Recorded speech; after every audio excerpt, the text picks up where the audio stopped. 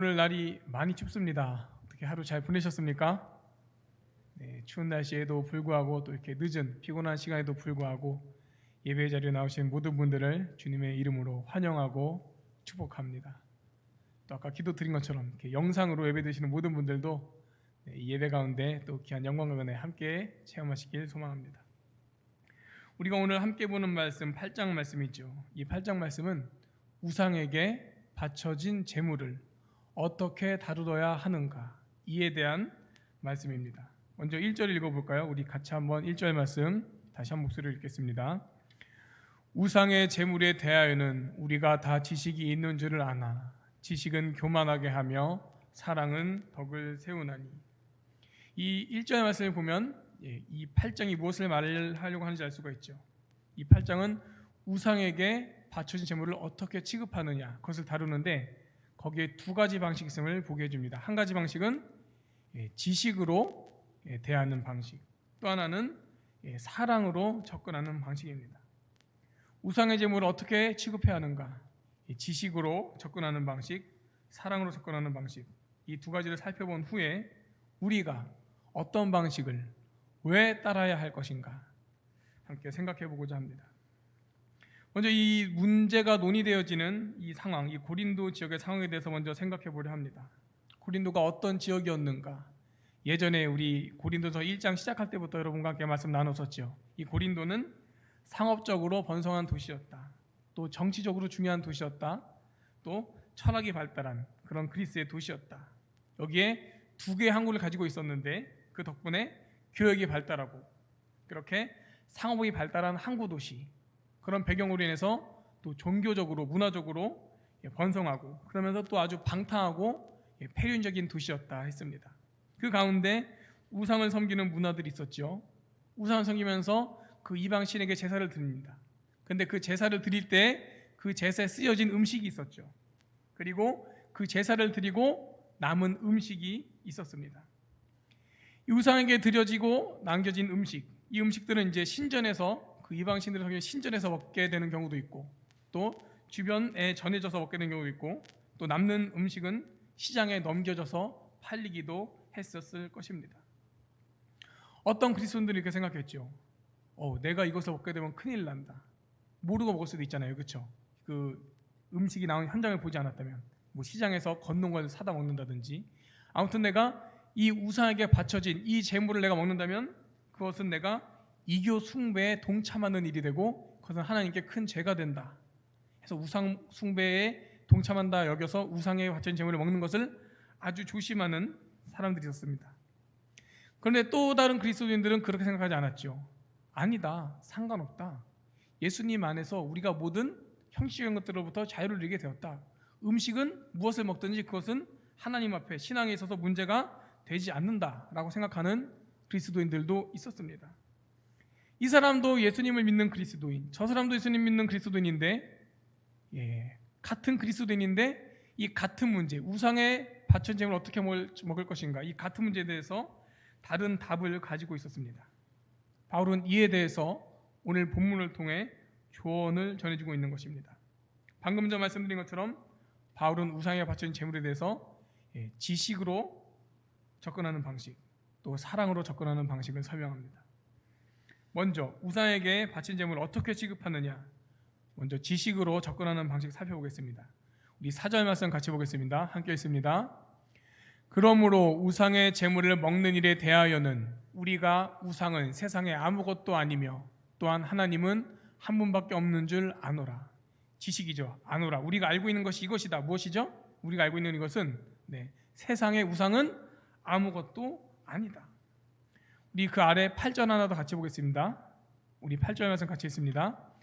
음식은 우리를 하나님 앞에 내세우지 못하나니 우리가 먹지 않는다고 해서 더 못 사는 것도 아니고 먹는다고 해서 더 잘 사는 것도 아니니라. 여러분, 사실 우상에 바쳐진 재물을 어떻게 다루느냐, 정답은 이것입니다. 뭐냐면은 우상은 아무것도 아니다. 따라서 우상에게 바쳐진 재물도 아무것도 아니다. 우상이 아무 의미 없는 것이기에 우상에게 바쳐진 재물도 아무 의미가 없다. 그래서 바울은 음식을 먹고 안 먹고는 그 자체에 있어서는 하나님 앞에 문제될 것이 없다라고 말합니다. 이것이 우상에게 바쳐졌던 재물을 대하는 바른 자세입니다. 먹는 거 아무 의미 없다. 우상이 아무것도 아니니까 아무 의미 없다. 그러니까 거기에 바쳐진 것도 아무 의미 없다. 먹어도 문제되지 않는다. 이것이 우상을 대하는 올바른 지식, 바른 자세죠. 먹는 음식 그 자체가 중요한 게 아니다. 이 내용은 사도행전 10장의 베드로 환상에서도 확인되는 내용입니다. 베드로가 고넬료를 만나러 가기 전에 하나님이 그에게 환상을 보여주셨지요. 부정한 짐승들을 보게 되는데 소리가 있으되 이 부정한 짐승들을 잡아 먹으라. 베드로가 말합니다. 주여, 제가 부정한 음식을 먹지 아니했습니다. 속되고 깨끗한 것을 먹지 않습니다. 그러자 소리가 나서 말하기를 하나님께서 깨끗하게 하신 것을 내가 속되다 하지 말라. 중요한 것은 먹는 음식 그 자체가 아니다. 그리고 그 환상에 이어서 베드로는 고넬료를 만나게 되죠. 그 환상의 핵심은 무엇이었습니까? 고넬료를 만나게 되는 것이 확장되는 건데, 원래 유대인은 이방인과 어울리지 않죠. 그러나 이방인인 고넬료를 만나서 함께라는 하나님의 말씀이었습니다. 즉 사람을 대할 때 있어서 그 사람의 출신이나 그 사람의 성분 때문에, 그 사람의 겉으로 드러난 어떤 조건 때문에 제한받지 않는다는 것이죠. 그것을 설명하는 그 환상, 그 과정에서 나왔던 것이 부정한 음식 상관없다. 잡아 먹어라. 이것은 같은 것입니다. 핵심은 겉으로 드러나는 조건에 제한받지 않는다. 마태복음 15장에서도 예수님 말씀하셨었지요. 제자들이 손을 씻지 않고 떡을 먹는다고 그 서기관과 바리새인들이 따져 물었습니다. 아니 왜 당신의 제자들은 씻지 않은 손으로 떡을 먹습니까? 예수님이 이렇게 대답하십니다. 입으로 들어가는 것이 사람을 더럽게 하는 것이 아니라 입에서 나오는 그것이 사람을 더럽게 하는 것이니라. 예수님 강조는 무엇입니까? 손을 씻고 먹느냐 안 씻고 먹느냐 중요한 거 아니다. 먹는 방식은 중요한 게 아니라는 말씀입니다. 이렇듯 겉으로 드러나는 것에 그 겉으로 제한되는 조건에 얽매일 필요가 없다라는 것이 신앙의 핵심이었죠. 오늘 말씀 보는 것처럼 이렇듯 먹는 부분에 있어서 신자는 그 음식 자체가 무엇이냐에 대해서는 그 음식에 제한받을 필요가 없습니다. 우리 좀 전에 읽었던 본문 말씀 4절과 8절에 나타나는 분명한 원리, 우상의 재물을 대하는 지식의 방식 무엇입니까? 우상이 의미 없는 것이기에 그 바쳐진 재물도 의미가 없고 그 음식을 먹고 안 먹고 그 자체는 문제될 것이 없다. 바울은 원론적으로 신자가 우상의 재물에 대해서 자유하다는 것을 선포한 것입니다. 이것이 올바른 지식입니다. 그러나 이것이 바른 지식이기는 하지만 이 지식대로 나아가는 것이 유익하지 못하다는 것을 말씀합니다. 우리 다시 한번 1절 말씀 보겠습니다. 한 번 더 같이 한 목소리로 읽습니다. 우상의 재물에 대하여는 우리가 다 지식이 있는 줄을 아나 지식은 교만하게 하며 사랑은 덕을 세우나니. 전 이 말씀이 참 무서운 말씀인 것 같습니다. 지식은 교만하게 하고 사랑은 덕을 세운다. 그렇다면 우리는 지식을 알고 있으나 무엇이 옳은 것인지 알고 있으나 그 지식을 따르기보다 덕을 세우는 사랑의 방식을 따라야 하는 것입니다. 자, 그렇다면 우상에 바친 재물을 어떻게 접근하느냐? 사랑으로 접근하는 방식이 있죠. 사랑의 방식은 무엇일까요? 우리 천천히 다시 한번 또 우리 7절 말씀을 같이 함께 읽습니다. 그러나 이 지식은 모든 사람에게 있는 것은 아니므로 어떤 이들은 지금까지 우상에 대한 습관이 있어 우상의 제물로 알고 먹는 거로 그들의 양심이 약하여지고 더러워지느니라. 자, 7절에 이 지식이 무엇이죠? 방금 말씀드린 그거. 우상은 아무 의미 없다. 그러니까 우상에게 바쳐진 제물도 아무 의미 없다. 그러니까 그것이 하나님 앞에 별 문제되지 않는다. 이게 지식인데 그 지식을 모든 사람이 갖고 있지 못하다. 그러니까 어떤 사람들은 여전히 그렇게 알고 있는 거예요. 어이구, 이거 우상에게 바쳐진 제물 먹으면은 내가 우상 숭배하는 건데 이거 안 되는데 큰일 나는데, 그런 사람이 있었던 것이죠.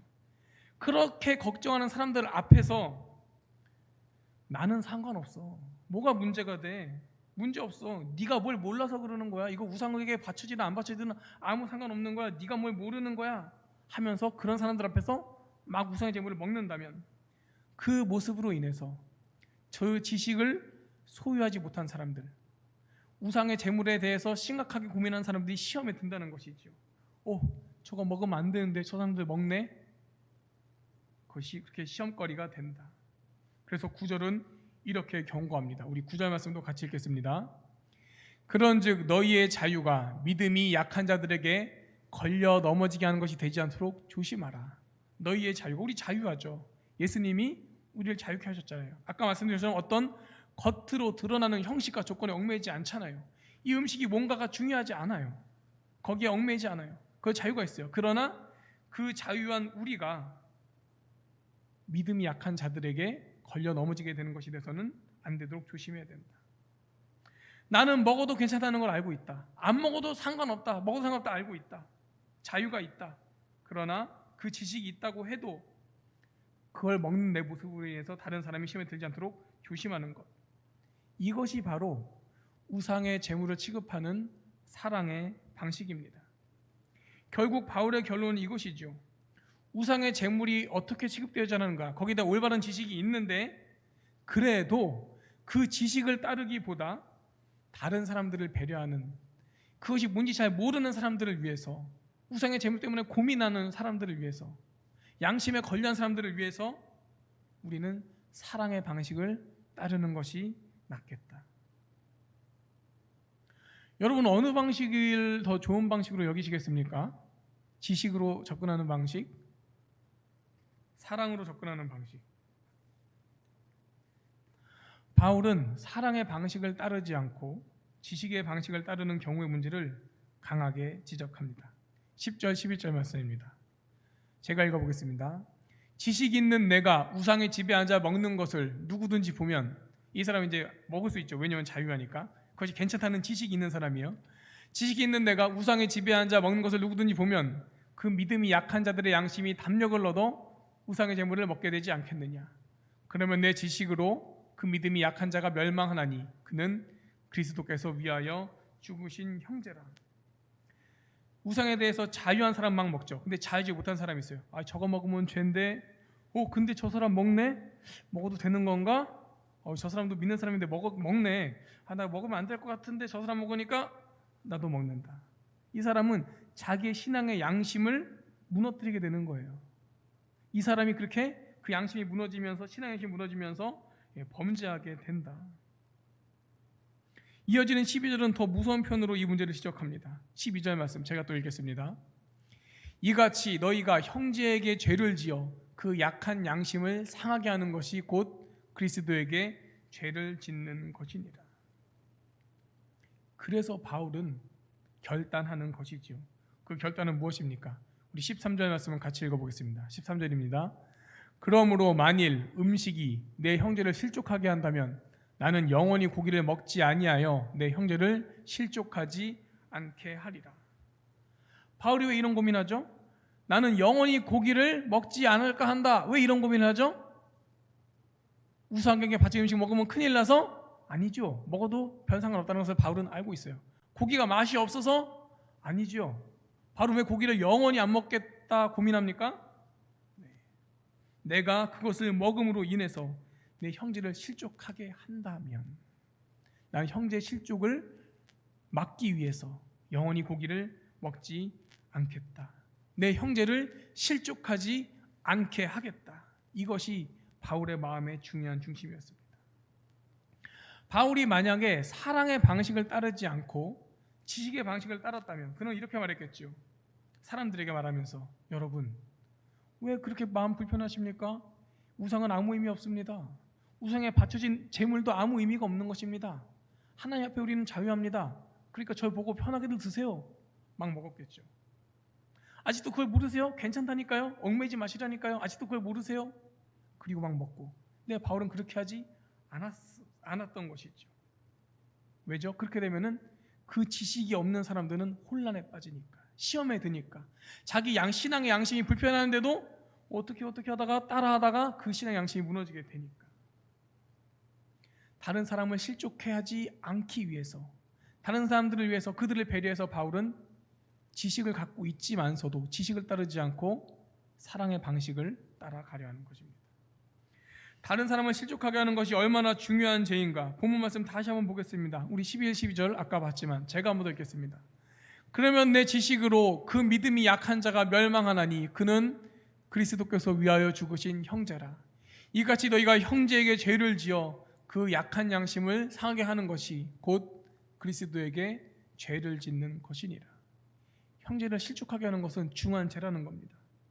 다른 사람 실족하게 하는 거 정말 중한 죄다. 예수님도 친히 말씀하셨죠. 우리 마태복음에 있는 말씀 제가 한번 또 읽어보겠습니다. 마태복음 18장 6절 말씀인데, 누구든지 나를 믿는 이 작은 자 중 하나를 실족하게 하면 차라리 연자 맷돌이 그 목에 달려서 깊은 바다에 빠뜨려주는 것이 나으니라. 예수님 말씀 간단해요. 다른 사람 실족해 하면 안 된다. 다른 사람 실족해 하면은 그것은 중한 잘못이다. 오늘 우리 읽었던 말씀 7절에 중요한 내용이 담겨 있습니다. 우리 7절 말씀 다시 한번 보겠습니다. 함께 읽습니다. 그러나 이 지식은 모든 사람에게 있는 것은 아니므로 어떤 이들은 지금까지 우상에 대한 습관이 있어 우상의 제물로 알고 먹는 거로 그들의 양심이 약해지고 더러워지느니라. 이 빨간 부분이 중요하죠. 이 지식, 우상의 제물이 별 상관이 없다, 별 의미가 없다라는 것을 이 지식이 있는데 이 지식이 모든 사람에게 있지 않다. 그래서 이 지식이 없는 사람들, 우상에 대해서 잘 모르는 사람들을 배려하는 자세가 중요합니다. 그건 니들이 모르는 거야. 먹어도 괜찮다니까? 야, 니네 모르고 내가 제대로 하는 거야. 봐봐, 상관없어. 이게 아니라 이거 모르는 사람들이 있구나. 이거 나는 괜찮다는 거 알지만 그걸 모르는 사람들, 이 지식이 모든 사람에게 없다. 이걸 모르는 사람들을 위해서 내가 조심하고 주의해야겠구나. 그 사람들 앞에서는 먹으면 안 되겠구나. 이것이 바로 바울의 결단의 중심. 이것이 바로 지식을 따르는 것이 아니라 사랑의 방식을 따르는 그 중심인 것입니다. 오늘 말씀 정리하고 마치도록 하겠습니다. 제가 오늘 원래 처음에 준비했던 원고의 제목이 이것이었습니다. 처음 준비했던 원고의 제목은 우상의 제물을 취급하는 방법, 이렇게 썼다가 제목을 바꿨어요. 지식보다 사랑으로. 내가 알고 있는 분명한 성경의 진리가 있죠. 내가 알고 있는 분명한 지식이 있습니다. 근데 그 분명한 지식의 근거에서, 그러니까 옳다고 생각하는 것이 있겠죠. 그 옳으니까 그 옳은 그대로 하면 문제 없다라고 우리는 생각합니다. 내가 옳은 것을 알고 있고 이 옳은 대로 하면 된다. 근데 뭐라고 하죠? 오늘 말씀은 지식은 교만하게 한다. 이것이 무서운 것이죠. 지식은 교만하게 하며 사랑은 덕을 세우나니. 그래서 우리는 덕을 세우는 사랑의 방식을 따라야 합니다. 사랑의 방식, 뭐가 사랑의 방식입니까? 나는 내가 옳다고 생각하는 안에서 자유하고 문제되지 않는다는 것을 알 때 나는 그 안에서 어떤 제약도 받지 않지만 다른 사람을 시험에 들지 않게 하기 위해서, 다른 사람을 실족지 않게 하기 위해서 내가 옳다고 여기는 것을 그대로 다 밀고 나가지 않는다. 해도 괜찮다는 것을 알아도 다른 사람을 생각해서 하지 않는다. 이것이 다른 사람을 배려하는 사랑의 방식인 것입니다. 예전에 한 권사님과 이런저런 말씀을 나눴던 적이 있습니다. 같이 이제 앉아서 이런저런 얘기들을 나누는데 그 권사님 말씀 중에 제가 너무 가슴에 콱 박히게 들었던 말씀이 있어서 권사님이 저한테 이런 말씀하셨습니다. 그 어떤 권사님 말씀이 목사님은 사랑 많은 목회자가 되셨으면 좋겠어요. 그 말씀이 마음에 아주 콱 박혔습니다. 여러분 생각하는 좋은 목사 어떤 목사입니까? 저는 또 이제 목사다 보니까 좋은 목사 되고 싶죠. 제가 생각하는 좋은 목사 여러 가지 모습이 있습니다. 성경을 잘 아는 목사, 그렇죠? 그래서 설교도 잘 하는 목사, 또 공부를 많이 해서 또 뭐 좀 학위도 몇 개 있고 똑똑한 목사, 기도를 많이 하는 목사, 책을 많이 읽는 목사, 성경 공부 그런 강의 이런 거 잘 인도하는 목사. 저도 그런 좋은 모습들 다 갖고 싶죠. 행정 일처리가 아주 치밀하고 깔끔하고 어떤 실수가 없는 그런 일처리 깔끔한 목사. 친화력이 있어서 성도님들과 다정하게 마음을 나누며 잘 어울리는 그런 목사. 그런 거 다 저도 갖고 싶죠. 제가 가끔 우스갯소리로 하는 거 있습니다. 부목사 운전도 잘해야지. 좁은 골목 잘 다니고 어려운 출장도 잘 가고 운전 잘하는 목사 중요하죠. 저 신학교 다닐 때 교수님은 또 이런 얘기를 하셨습니다. 우스갯소리로. 나중에요, 우리 신학생들 말이야, 현장에서 목사하려면은 잘 먹어야 돼. 성도인을 주시는 거 다 잘 받아 먹어야 돼. 잘 먹는 목사. 이건 제가 이미 잘하고 있는 것 같고, 네. 그런 좋은 목사들의 모습 많이 있죠.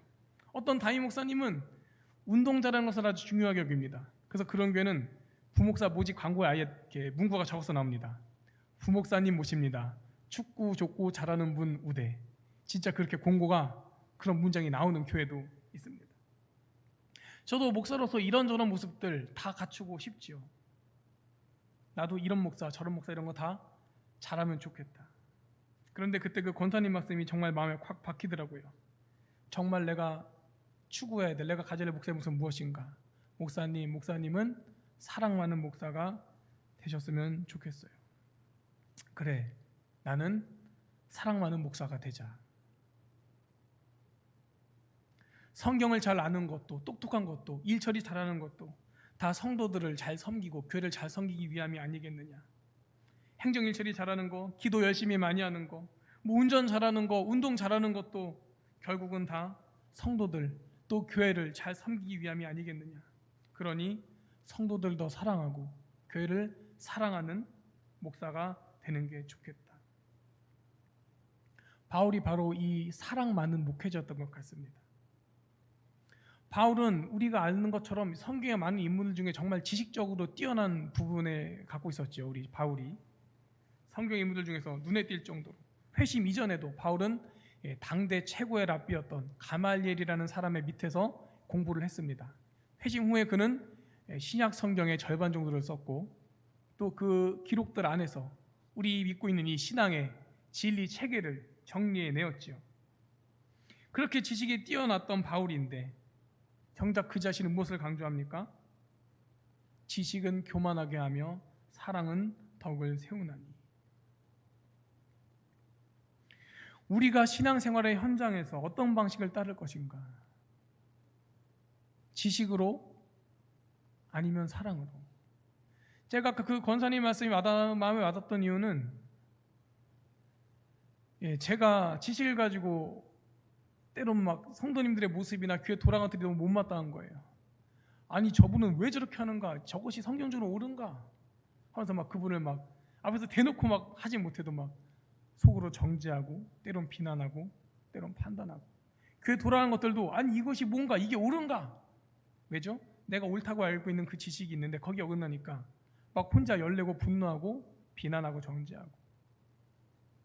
그렇다고 제가 정말 그것을 가지고 사람들을 그대로 나가서 비난하고 판단하고 교회에 분란을 일으킨다면 그것이 덕을 세우게 되겠습니까? 오히려 바울이 걱정했던 것처럼 많은 사람들을 실족하게 하고 교회를 시험에 들게 하게 되고 말겠지요. 우리는 다시 한번 이 고민의 질문을 생각해 보면 좋겠습니다. 우리가 신앙생활의 현장에서 어떤 방식을 따를 것인가? 지식의 방식이냐, 사랑의 방식이냐? 고민될 때 우리는 이것을 확인하면 됩니다. 무엇이 덕을 세우겠는가? 무엇이 사람들을 실족치 않게 하겠는가? 자신을 교만하게 하고 다른 사람을 넘어지게 하는 지식을 따르기보다 덕을 세우는, 다른 사람을 세우는 사랑의 방식 따라가기를 소망합니다. 내가 제대로 바르게 알고 있는 것이 있어도 저 사람이 잘못 알고 있어서 저러는 것이라 할지라도 다른 사람을 세워줄 수 있는, 다른 사람을 배려하는 사랑의 방식, 그 방식 따라 나아가며 신앙생활하는, 그래서 사람들을 넘어지게 하고 실족해 하는 것이 아니라 사람들을 세워가고 교회를 세워가는 우리의 신앙생활의 방식 되기를 소망합니다.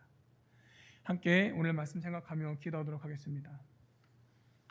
제가 기도 제목 3가지 적어왔는데 제가 먼저 읽겠습니다. 다른 이들을 위한 배려 없이 내가 옳다고 알고 있는 것만을 밀어붙이는 그 교만을 용서하여 주시고 그 교만을 내려놓게 하옵소서. 교만하게 하는 지식보다 덕을 세우는 사랑의 방식으로 교회를 섬기게 하소서. 다른 이들을 실족해 하지 않도록 늘 나의 섬김의 방식을 돌아보게 하옵소서. 지금 말씀을 생각하며 이 간절한 마음으로 주여 한번 부르고 기도하도록 하겠습니다. 주여.